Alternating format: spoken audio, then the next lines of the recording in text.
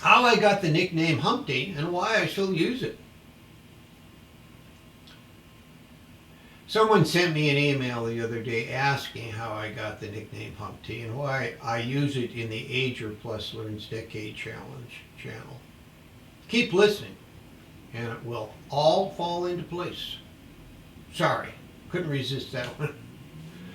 With a name like Humphrey, I have always been fair game for nicknames.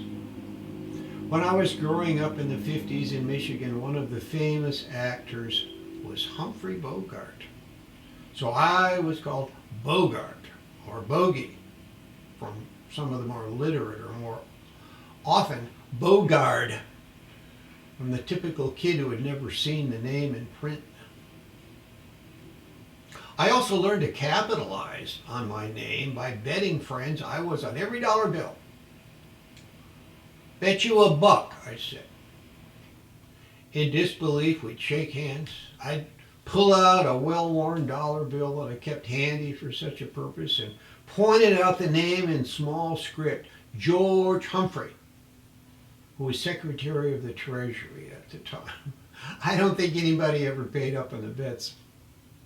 Later, as an adult, there was also Humpback from the fans of Humphrey the Humpback Whale.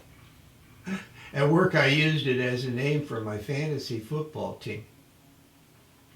In the Marines, in my earlier days, I was called Humper by those who had things in mind other than movie stars or large swimming mammals.